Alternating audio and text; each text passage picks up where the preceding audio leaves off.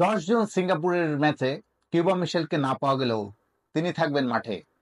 কিভাবে, সেটা আসছি একটু পরে।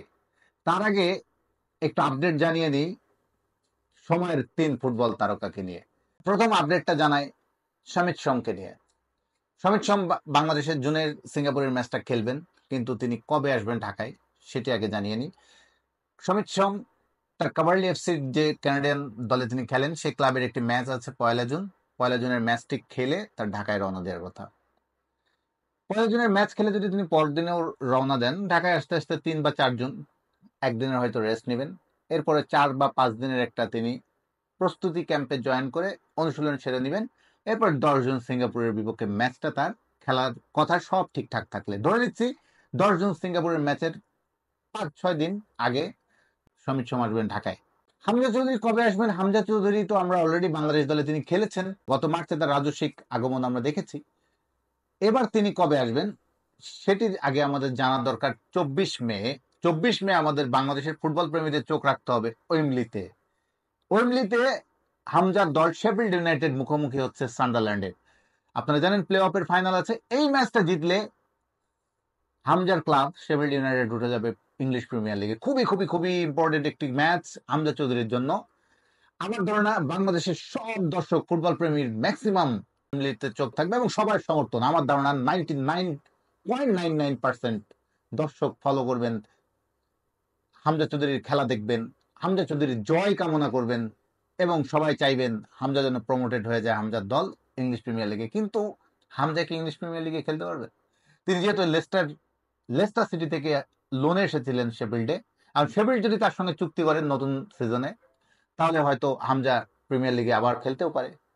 যাই হোক, সেটি পরে। আগে 24 মে হামজার দল জিতবে কি জিতবে না সেটি আগে আমাদের জানার দরকার, সেদিকে চোখ থাকবে বাংলাদেশের দর্শকদের।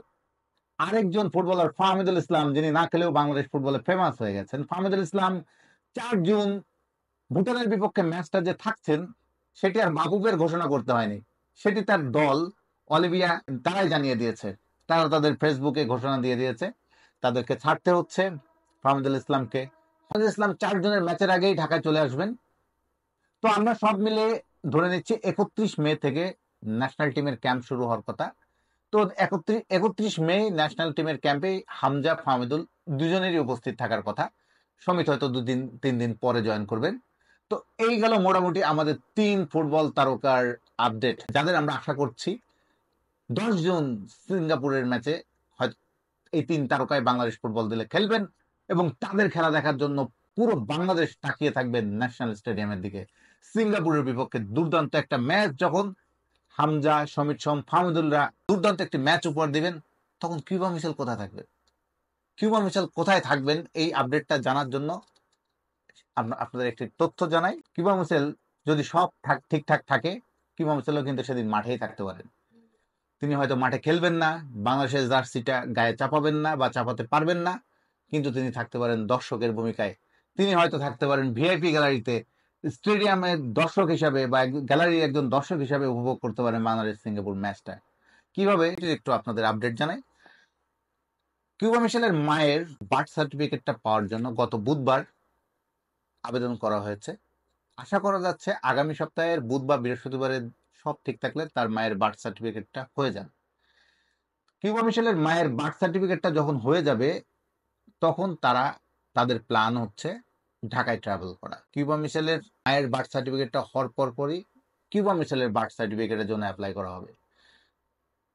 2 জন মা এবং ছেলের 2 জনের বার্থ সার্টিফিকেট হয়ে গেলে তারপর তারা পাসপোর্ট প্রক্রিয়াটা শুরু করবে।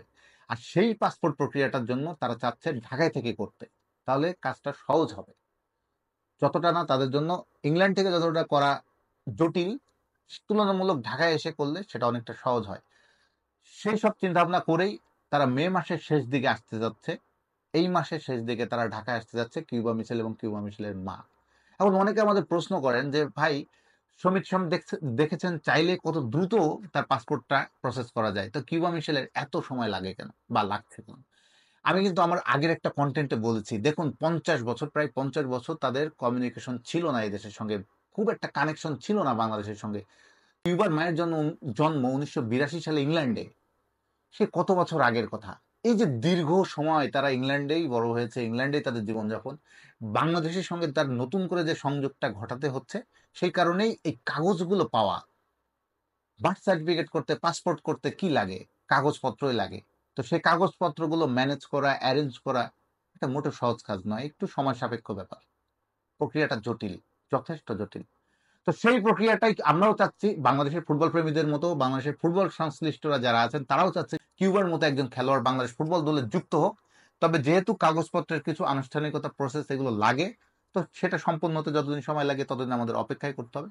তো ধরুন মে মাসের শেষ দিকে কিউবার মা ঢাকায় এসেছেন এবং কাগজপত্র প্রক্রিয়া সবকিছু মোটামুটি করতে তাদের হয়তো জুনের ফার্স্ট উইক লেগে যেতে পারে, সেকেন্ড উইক লেগে যেতে পারে। আর 10 জুন সিঙ্গাপুরের ম্যাচটা তিনি যদি ঢাকায় থাকেন, তিনি কি আর ঘরে বসে থাকবেন? বাকুবে তাকে স্টেডিয়ামে নিশ্চয়ই হাজির করবে। মাঠের খেলা যেমন খুব চিত্তাকর্ষক হয়ে গেল, একই সঙ্গে সবার চোখ থাকবে গ্যালারির দিকেও, কিউবা ওখানে আছেন। তবে ইন্টারেস্টিং ব্যাপার, কিউবা কিন্তু সংশ্লিষ্ট লোকজনের সঙ্গে, তিনি যাদের সঙ্গে যোগাযোগ করছেন, তিনি কিন্তু প্রতিনিয়ত জানতে চান তার প্রক্রিয়াটা কত দূর এগোলো। তিনিও খুব ঢাকায় আসতে আগ্রহী, তিনিও বাংলাদেশকে দেখতে খুবই আগ্রহী। এদেশের দর্শকরা এত প্যাশনেট, ফুটবলকে এত ভালোবাসেন, তাকে এত ভালোবেসে ফেলেছেন, যার খেলা এখনো পরিষ্কার কেউ দেখেনি, কিন্তু কিউবাকে এত ভালোবেসে ফেলেছেন। তিনি নিজেও খুবই খুবই আগ্রহী হয়ে উঠেছেন বাংলাদেশের প্রতি।